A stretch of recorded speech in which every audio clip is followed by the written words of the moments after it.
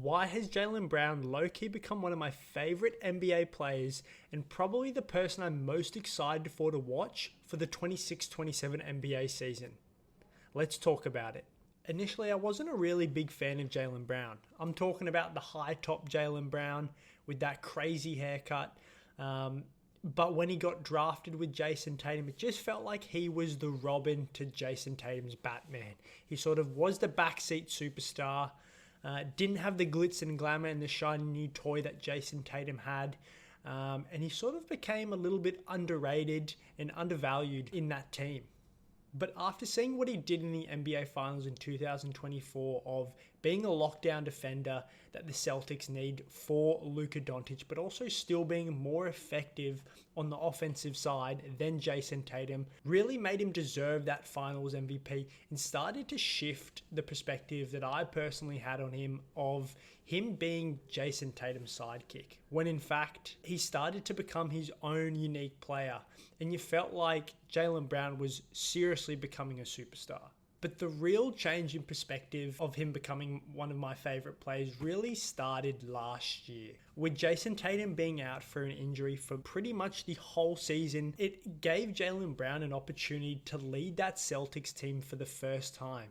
And man, he did, leading them to 56 wins at a 68% win percentage.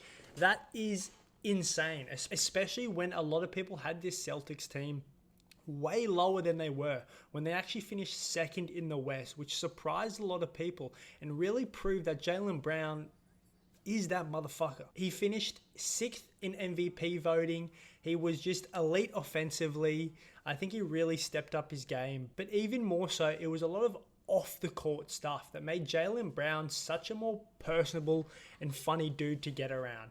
I think him starting streaming was a genius idea of being able to give the fans a bit more of an insight to who Jaylen Brown actually was. And man, this dude's a funny guy. What's your name? B-Star, B-S-T-A-R. What WNBA team you play for? I don't play for no WNBA. Oh, well, okay. JB. What is your identification? Whether he was giving an explanation of what really happened with that hairspray incident. Biggs, pull up the turkey flex right now, man. All right, bet. What times they leave? Let's see. Can I get back before the game? Talking about the milestone of him hitting 12K points and comparing that to LeBron's 42,000 is just pure comedy. That's crazy. I got 12,000 points. I was feeling good about myself. Then something made me go on Google and look up how many points has LeBron got, because I remember he broke the record. That shit said 42,000. To be fair though, bro. Bro, I ain't never felt like some bullshit in my life, bro. I think it was the fact that we were able to get more of an insight to who Jaylen Brown actually was. Then he's been on an all-time run of making just banger content, whether it's through his clips or through his YouTube. He's just becoming such a personable and relatable guy. You probably could put it on your big toe. I probably could. Nah, it can fit somewhere else. Oh, wow, bro. What was that? What was that? You heard me, I ain't stutter. Bro, what?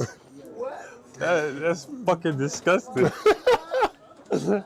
Get out of here. The biggest factor was for him becoming one of my favorite players, but also just being a dude that you want to root for, was that Celtics 76ers trade and just how fucked over Jaylen Brown really got. Boston, they packed me up. Hey, yo, what the? Boston, they packed me up, my boy. God. As soon as he got traded, there were articles coming out questioning his personality, saying he was the smartest guy in the room and how that was a virus. Jaylen Brown, I had two NBA sources tonight, two people in the league, one an executive, one a scout, say that Jaylen Brown it's a disease. He suddenly thinks he's the smartest guy in every room he's in. I've worked with people in the media. It's really, you get into a really bad space. You make a lot of money. Suddenly you're absolutely sure. You don't want to listen to your bosses. You don't want to listen to consultants. You don't want to listen to teammates. Jaylen's kind of, and by the way, one executive told me, this was always a little bit of Jaylen Brown's personality, kind of the smartest guy in the room. And then all of a sudden you hear these reports that him and Jason Tatum weren't really friends. And it's just strange how all this stuff comes out after the trade, as if they're trying to paint some sort of picture or push some sort of agenda against Jaylen Brown, which he talked about quite a bit. And I think that's a super interesting part of the trade that people need to remind themselves about. And I think that's why I started to root for Jaylen Brown so much. I just really hate how the Celtics handled the whole situation, how he was pushed out the door. The comments and reports after just left a really sour taste in my and I think a lot of people's mouths. And this is where I just can't help but find myself wanting to root for this guy, wanting to see him do well, wanting to prove to the Celtics how they're going to regret that trade significantly. Not the fact that they traded up Jaylen Brown, but the fact that they got almost nothing for him. But all of this has just got me so pumped and excited for the 26-27 NBA season because the narratives across the whole league, but man, I cannot wait for that first NBA regular season game, Celtics 76ers. Not for the fact of the playoff history and rivalry, but now you have this trade. Man, it is going to be unreal, and I know exactly who I'm rooting for. But let me know if you guys felt the same. Has Jaylen Brown become one of your favorite players? I mean, this dude is hilarious. He's an absolute baller.